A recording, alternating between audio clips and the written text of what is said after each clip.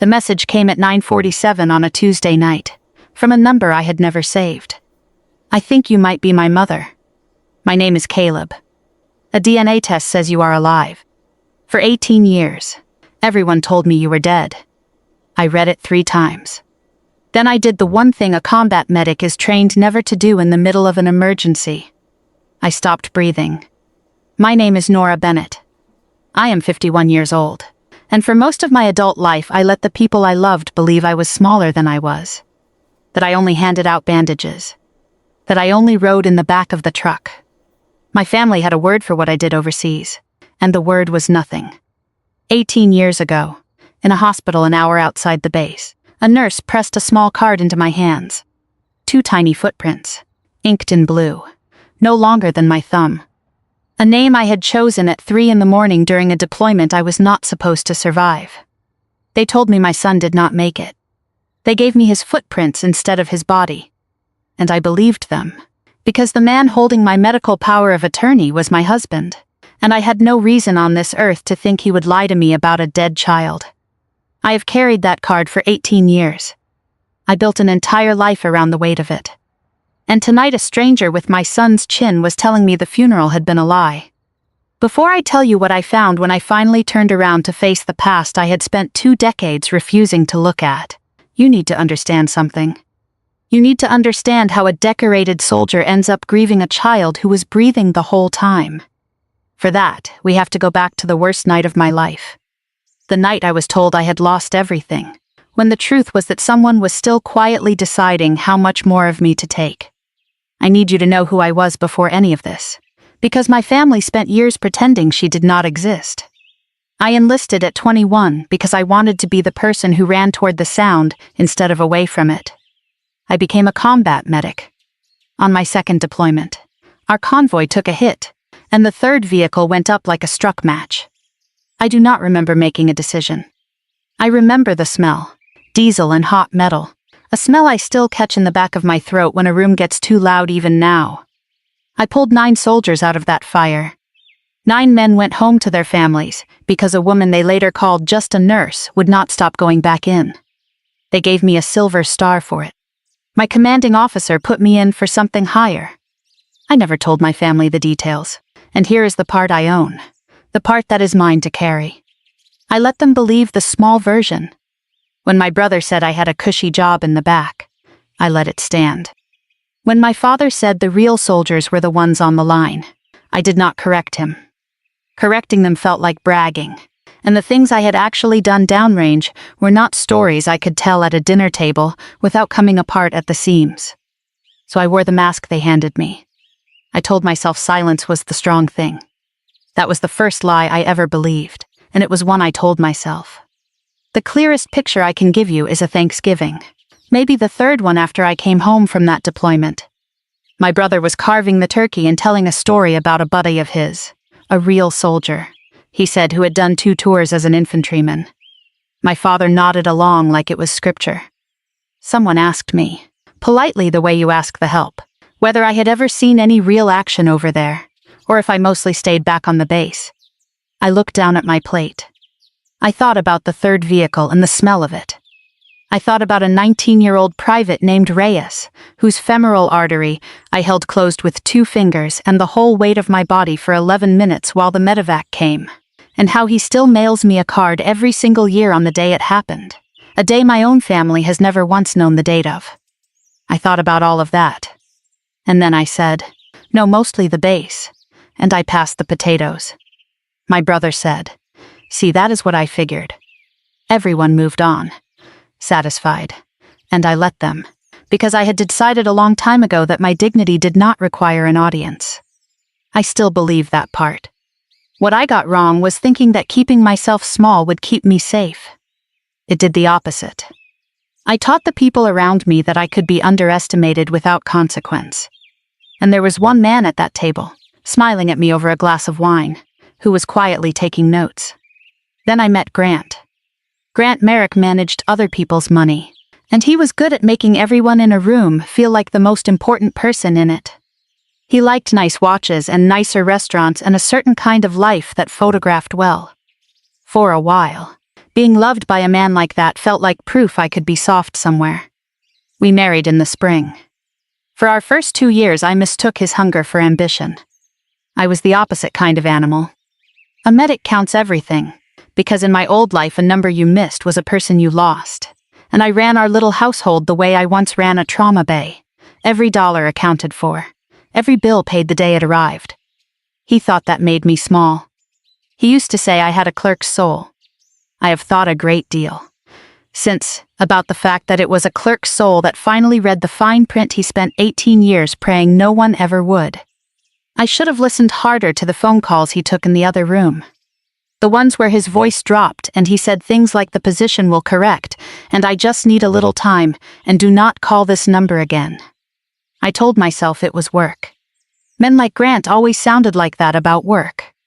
I did not know yet that a man drowning in a debt he cannot say out loud will grab the nearest thing that floats, and hold it under if he has to. He said the worst of it in front of other people, which is how I knew he believed it. We were at a dinner with 2 of his colleagues and their wives when someone asked, kindly, about my service.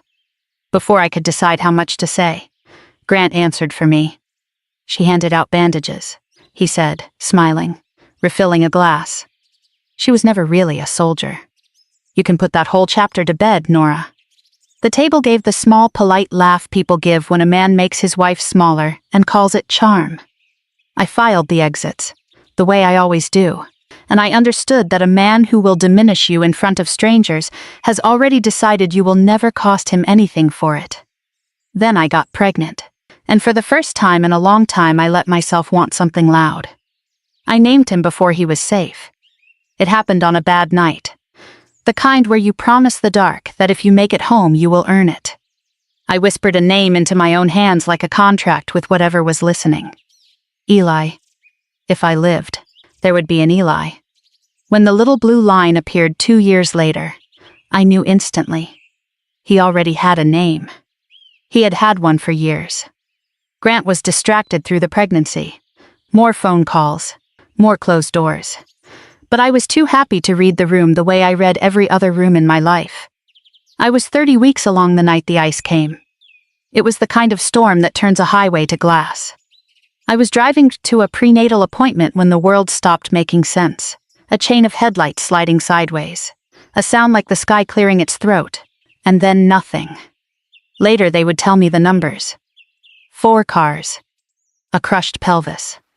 A spine that would never again let me stand the way I used to stand. And a head injury that took my memory of the next several weeks and tore it into pieces I have never been able to fit back together. They delivered my son by emergency surgery while I was somewhere the anesthesia had put me, somewhere with no windows. I never saw him take a breath. I want you to hold on to that, because it becomes the whole hinge of the story. I was unconscious for the one moment a mother is supposed to witness. I have no memory I can trust from those weeks. And the only person allowed in the room to make decisions, to hold the papers, to speak for me, was the husband who had signed for the authority to do exactly that. I had given him that authority myself. Before a deployment. Years earlier, I had signed a durable power of attorney, the way soldiers do, so that if something happened, someone I trusted could act for me. I signed it at a folding table with a line of other soldiers behind me, barely reading it.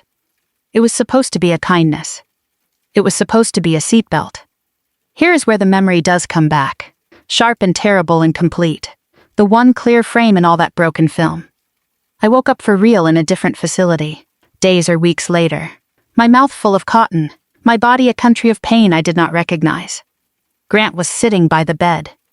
He did not look like a man who had just become a father. He looked tired in a way I could not place, and later I would understand that it was not grief. It was arithmetic. He took my hand. He told me there had been complications. He told me our son had not survived. And then a nurse came in, gentle, professional, and she pressed a small card into my palm. 2 footprints, inked in blue.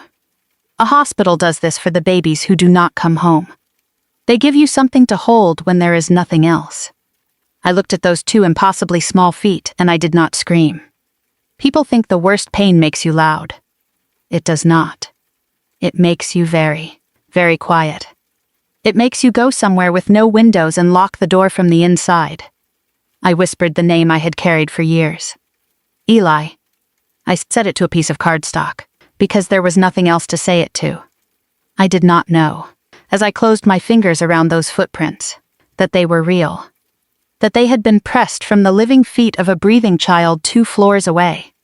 I did not know that the man holding my hand had already run the numbers on a drowning man's math and decided I was worth more to him as a dead woman's memory than as a living wife in a wheelchair. I only knew that my son was gone. I was wrong about that. I would be wrong about it for 18 years. They kept me in rehabilitation for months, learning to move a body that no longer answered when I called it. I spent a lot of that time picturing my own front door. The blue one. The dumb wind chime Grant hated. I thought going home would be the moment the grief finally had a room to live in. When the medical transport finally pulled onto my street, there was a different car in my driveway and a stranger on my porch holding a clipboard. The locks were new. My key, the one I had carried through 2 deployments, did not turn. The woman with the clipboard was kind about it, which was somehow worse. She told me the new owners had asked her to walk the property. New owners. She said the sale had closed weeks earlier. She looked at the wheelchair, and then at my face, and she stopped talking. The house was empty when I got someone to let me in. Not messy. Empty. Fresh paint. No wind chime. In the middle of the kitchen floor, where our table used to be, there was a single envelope with my name on it in Grant's handwriting. I will not pretend to you that the letter was long. Cruelty is efficient. He wrote that the accident had changed things he could not fix. That he could not be the man who stayed. That I was not the woman he married anymore, and he was not built to spend his life caring for what was left. He wrote that it was better for both of us if I did not try to find him. He did not mention our son. Of course he did not. He was raising him. That is the sentence I could not have written then, because I did not know it yet. He was raising him. The money was gone before I understood there had been money to lose. He did not take it all at once. I have had 18 years to see the shape of it, and it went in 3 moves, each bolder than the last. First the accounts, quietly drained to nothing, the kind of theft a man can still call a misunderstanding if he has to. Then the house, sold out from under me on a signature that looked like mine, now written into the public record for anyone with the stomach to look. And last, the boldest move, the one that told me exactly how safe he felt.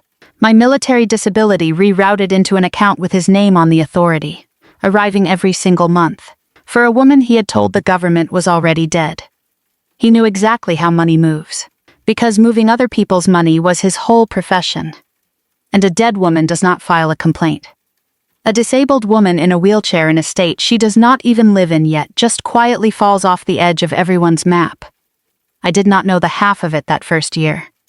I thought he had simply taken what he could carry and run.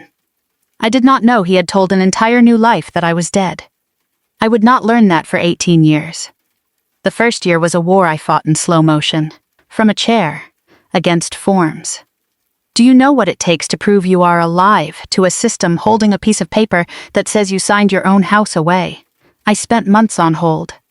I sat across from a benefits counselor at the Veterans Hospital, a tired man with kind eyes, and watched him frown at his screen, because my disability payments, the ones I had earned with a body that would never work right again, showed as active and current.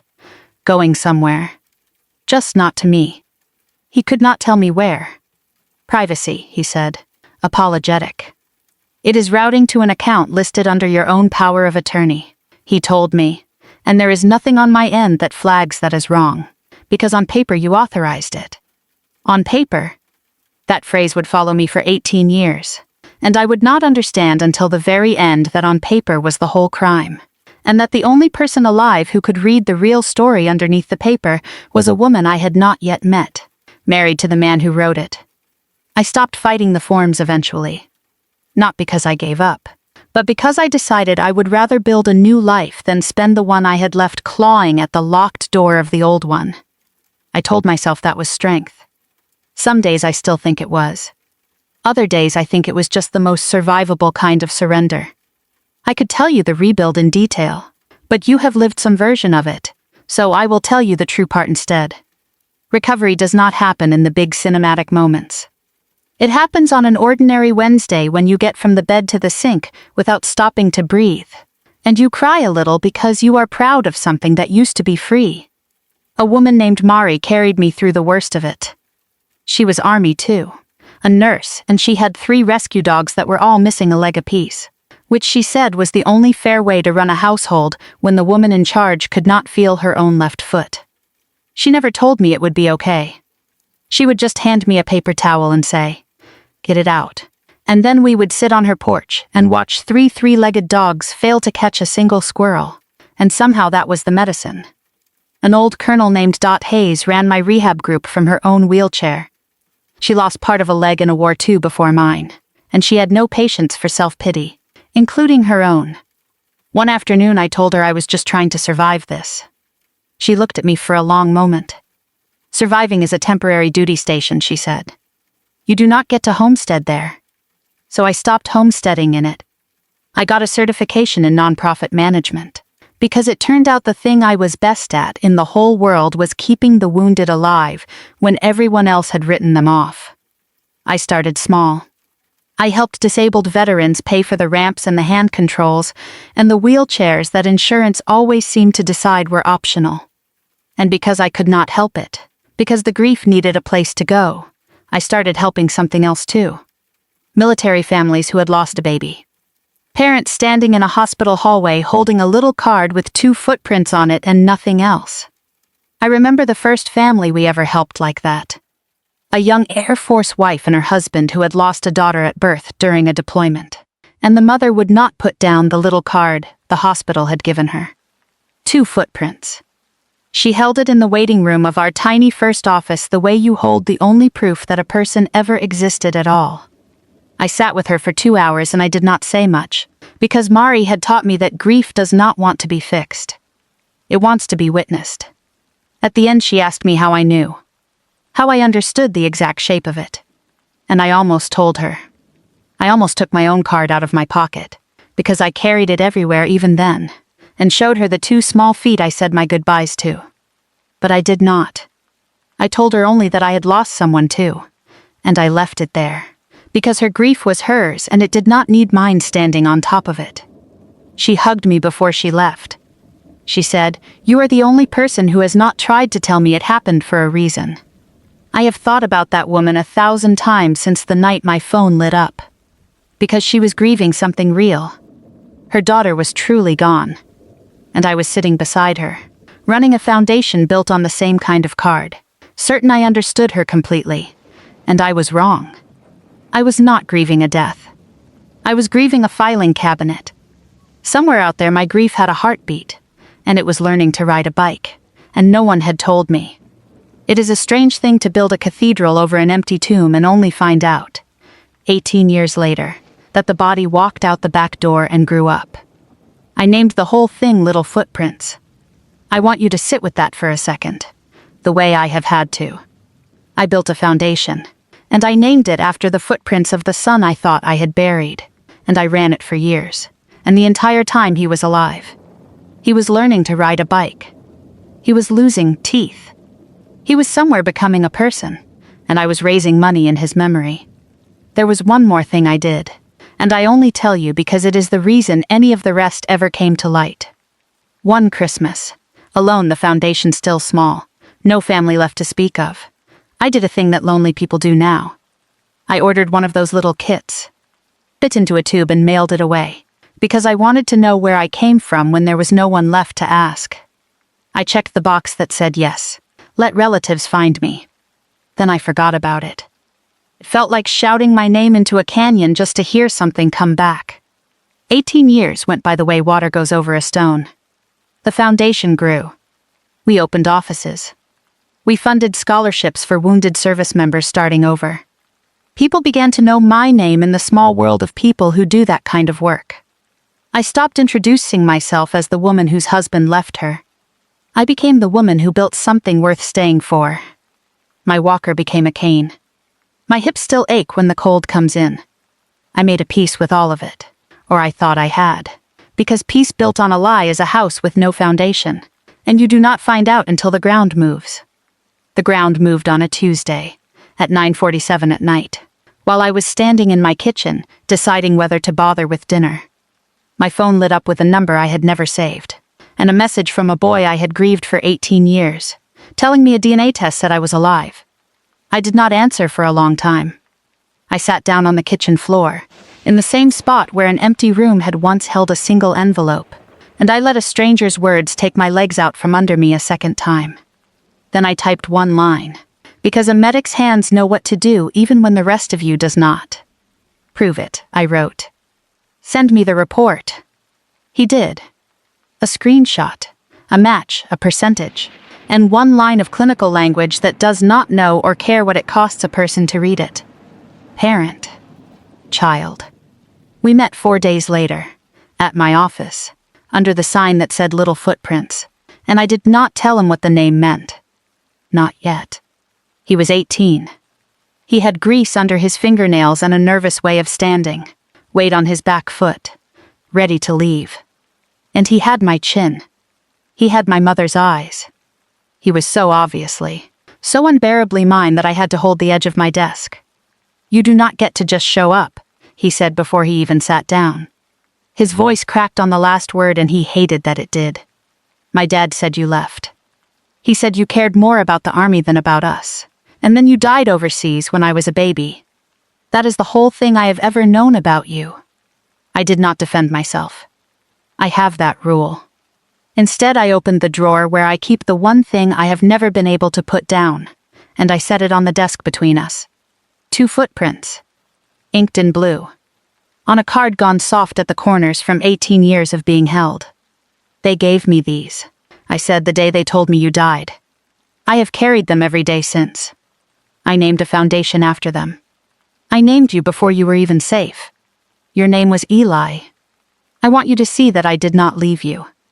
I buried you. I was just burying the wrong grave." His hands started to shake. He picked up the card like it might come apart, and he looked at those 2 tiny footprints, and the boy who had walked in ready to leave sat down very slowly and did not say anything at all for a long time. That was the first blow, and it landed in complete silence. When he finally spoke again, he did not ask me about the army, or the medal, or any of the things his father had lied about. He asked me if it hurt. The accident, he meant. He was looking at the cane hooked over the arm of my chair. I told him the truth, which is that it hurts every day, and that the weather tells me things before the news does. He almost smiled. He has a way of almost smiling that I recognized instantly, because it is mine, and it undid me a little to watch my own face make an expression I had never once taught it. He told me he fixes cars, that he is good at it, that he can hear when something is wrong under the hood before a machine can find it. And I told him that I used to hear the same thing in a chest, that a body and an engine are not so different, that they both tell you exactly where they are dying if you know how to listen. He went very still at that. Then he said, quietly, almost angrily, "That would have been a good thing to know about you. That there were probably 100 good things about me he could have known, and someone decided he was better off with a headstone." I did not have an answer. There is not one. Some thefts do not come with a return policy, no matter how many pages a lawyer stacks on a table. All I could do was sit in the quiet with him and let both of us feel the exact size of what had been taken. The second knock did not knock at all. It walked in the next morning and sat down, because I had spent the night deciding I was done waiting for the truth to come find me. It had found me once, by accident.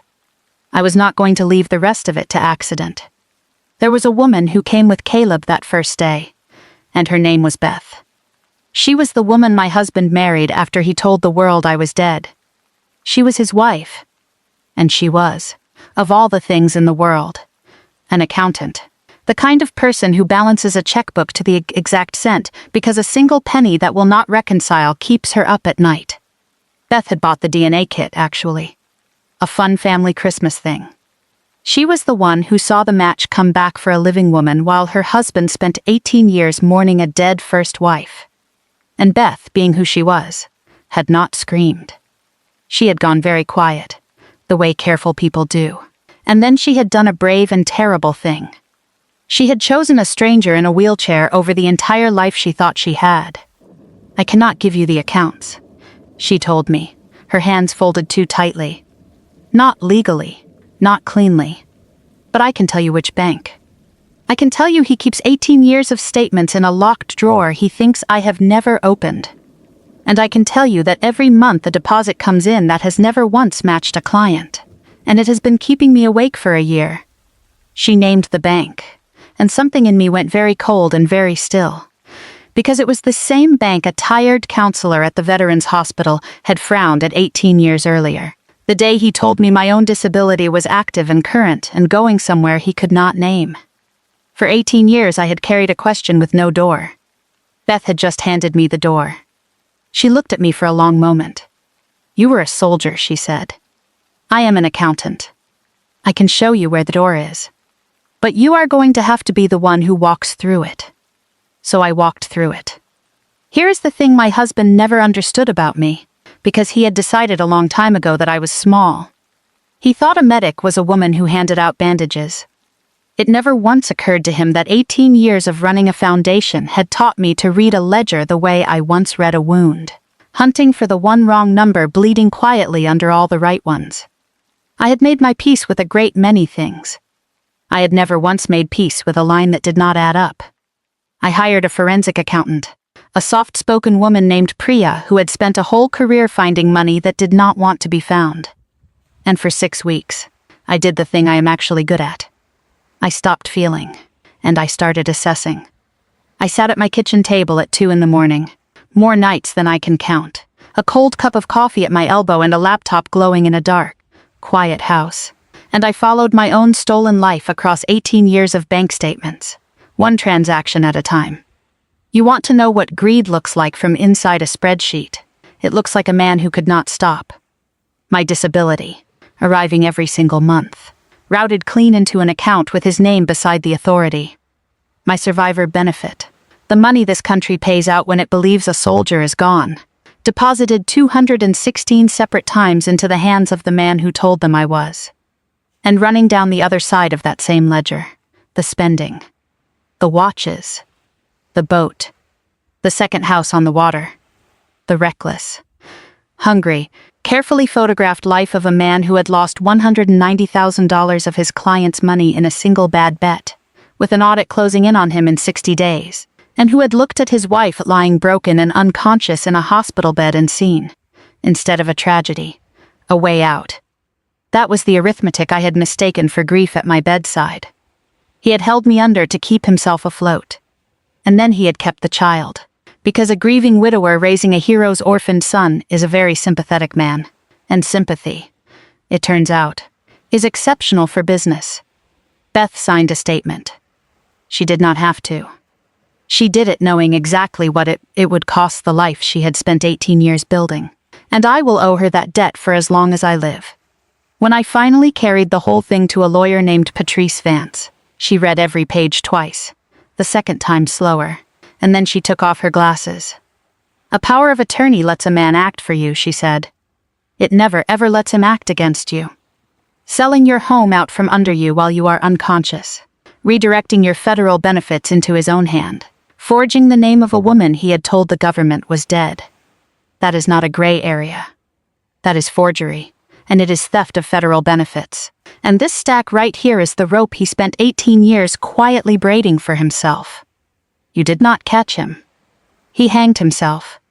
You just finally walked in and turned on the lights. That is the difference. And I need you to hear it, because it is the whole shape of who I am. A signature can be forged. A wire transfer cannot. It remembers who sent it and when. He forgot that. The men who are certain you are small always forget that the small ones are the ones who actually read the fine print. Grant learned all of it the way cowards learn things. Secondhand.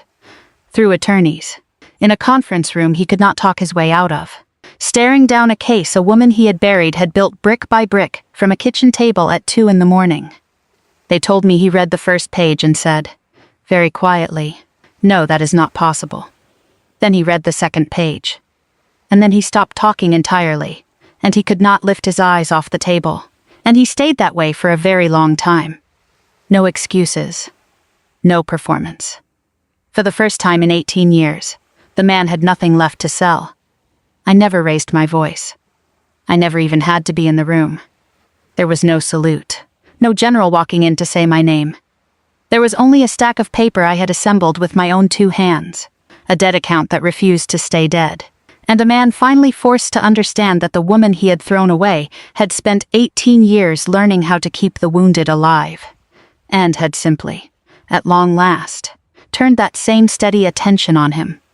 The legal part moved the way real justice moves, which is to say slowly, and on paper, and without a single moment that felt like the movie's promise.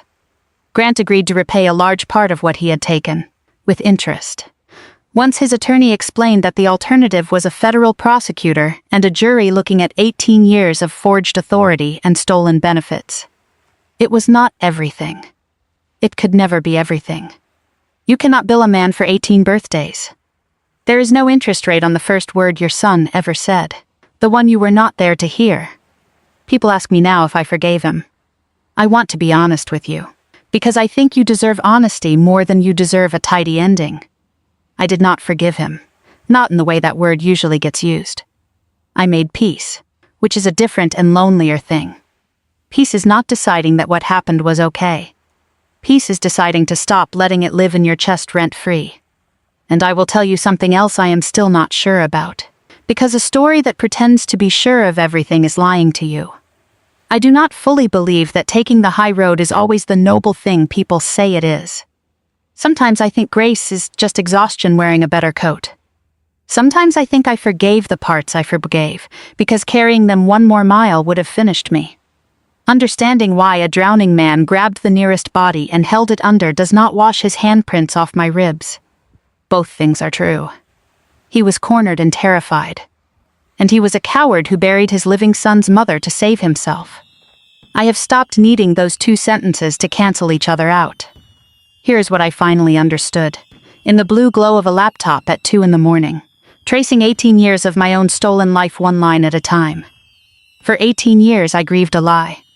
And the cruelest thing that man ever stole from me was not the house, or the money, or even the years, as much as all of those cost. It was the truth about my own child. He took the simple fact of my son and locked it in a drawer, and let me build a monument over the empty space where the fact should have been. You cannot get years back. I know that better than anyone alive. But you can get the truth back. And it turns out the truth is the only thing I have ever been willing to go to war for. So I went to war the only way I know how, which is quietly, and thoroughly, and on paper. I want to be honest with you, because a tidy version of this would be 1 more lie, and you have had enough of those from me secondhand. I did not sit back and wait for justice to find him. I built the case that ended him. I hunted every stolen dollar across 18 years of statements, and I put the rope in a prosecutor's hands myself. People love to say the best revenge is simply living well, and there is truth in that. But there is another truth they always leave out. Sometimes you also have to open the drawer, and count what is inside, and make a man sit down and look at the arithmetic of what he did. And then when it was all assembled, when I was holding a thing that could burn his entire second life to the ground, I had to decide what kind of person I actually was. Because building the weapon that can destroy someone and choosing to use it are 2 entirely different decisions, and only the second one is ever really yours. Beth was a victim too.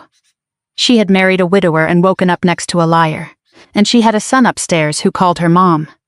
I could have let the fire I did not start burn straight through her house on its way to Grant. I chose not to.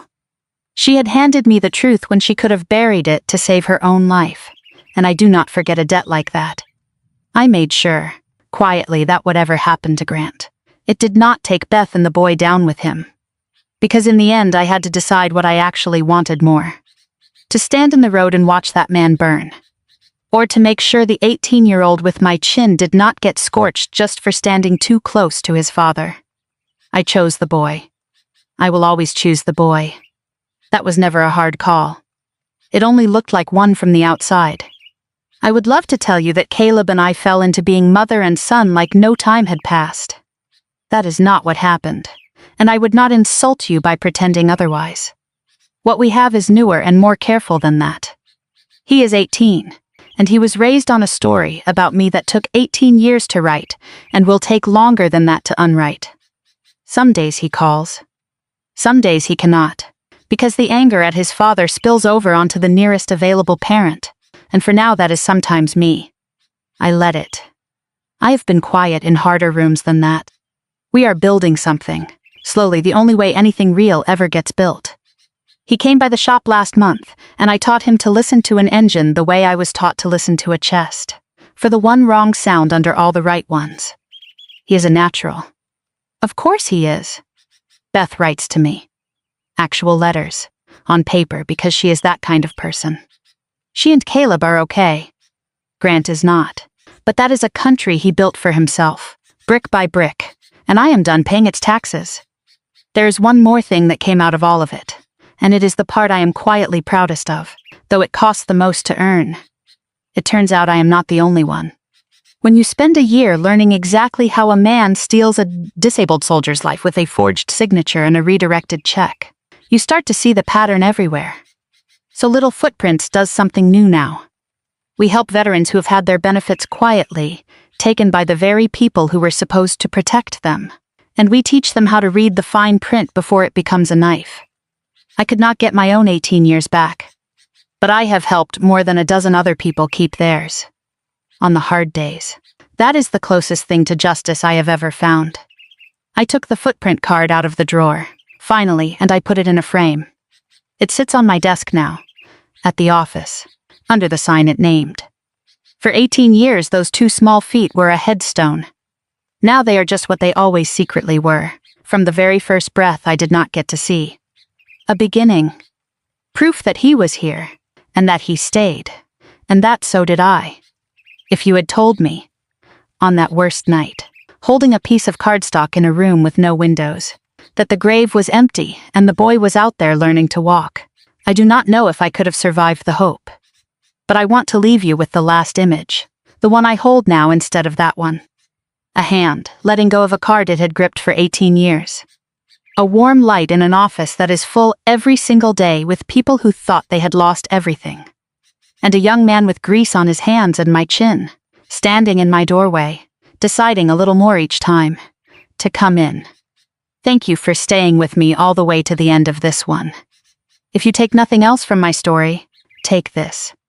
The people who bury you while you are still breathing do not get to decide when you rise. That was never their call to make. It was always yours. Have you ever been dismissed by the very people you would have run into a fire for? Have you ever grieved something you were told to grieve, only to find out later the truth was being kept from you in a drawer? Have you ever had to choose between watching someone finally fall and protecting the innocent standing next to them? Tell me in the comments. I read them. You are not as alone in this as they made you feel. If this story reached something in you, take a moment to like it and subscribe, so the next person who needs to hear that an empty grave can become a beginning finds their way here too. And if you know someone who is standing in a room with no windows right now, certain they have lost everything, send this to them. Sometimes the only thing a person needs is one message, at 9:47 at night, telling them the story is not over yet. Take care of yourself, and I will see you in the next one.